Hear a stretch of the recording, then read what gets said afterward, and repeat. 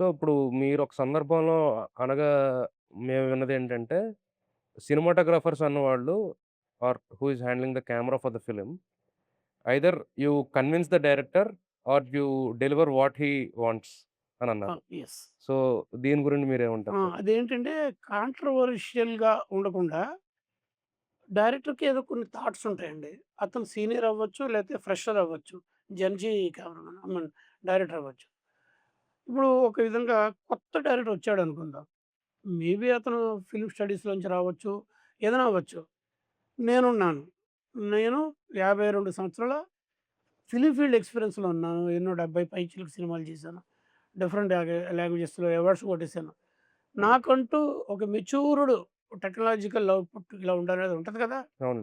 తీసేయలేం కదా! మైనస్ చేయలేం అవును. కదా! యూ ఆర్ లెర్నింగ్ కొత్తగా వచ్చిన అతను. అతను చెప్పిన దాంట్లో నేను ఇది కరెక్ట్‌గా లేదు. కొంచెం ఎమచ్యూరిష్‌గా ఉందనో లేతే ఇలా చేయొచ్చు అని చెప్పినప్పుడు అతని మైండ్ సెట్టు వాళ్ళెప్పుడు డైరెక్టర్ ఏంటంటే తను ఒక ఐడియాతో వచ్చిన దాన్ని ఎవరైనా డిస్టర్బ్ చేసి జనరల్‌గా కొంచెం చిరాకుగా ఉంటది. నేను డైరెక్టర్ అయినా కూడా అదే ఫీల్ అయ్యాను. సో, వాళ్ళతో ఆర్గ్యుమెంట్ వద్దు. You try to tell him. Ego ఇలా చేస్తే బావుంటదని చెప్పు డైరెక్టర్‌తో. డైరెక్టర్ కాదండి నాకేదో ఉంది. నేను ఎడిటింగ్‌లో చేస్తాను, ఇంటర్ కట్ చేస్తాను అన్నప్పుడు ఆర్గ్యుమెంట్ పెట్టుకోవద్దు. చేసి ఇచ్చేసి. అక్కడే ఆ మాటనమాట. Whether you convince the director నువ్వు చెప్పిన దాన్ని ఇలాగైతే బావుంటది. ఇందుకని అని కన్విన్స్ చెయ్యి. కన్విన్స్ చెయ్యలేకపోతే అతను చెప్పింది చేసిచ్చేసేయి. అంతేగాని డైరెక్టర్‌తో ఎప్పుడు గొడవ పెట్టుకోవద్దు.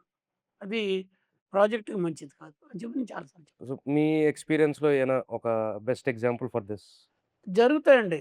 అంటే అలాగే గొడవ పడేంత రేంజ్‌కెళ్ళలేదు. నేను సజెస్ట్ చేసేవాడిని.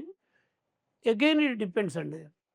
యువతల కెమెరామెన్ ఎక్స్‌పీరియన్స్‌డ్ అవార్డ్ విన్నర్ ఇంకేదో ఆల్రెడీ ముందు పెద్ద పెద్ద డైరెక్టర్లు చేసొచ్చాడన్నప్పుడు యువతల మనిషి కూడా యాక్సెప్ట్ చేస్తారు మమ్మల్ని. అవును. వెల్కమ్ చేస్తారు.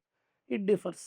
అంటే అలా కాకుండా ఇతనికి ఇగోయిస్టిక్‌గాను డైరెక్టర్ ఉన్నాడనుకోండి. నాకు తెలుసు నేను చెప్పింది మీరు చేసి ఇచ్చేయండి అంటే అది కూడా ఉంటది.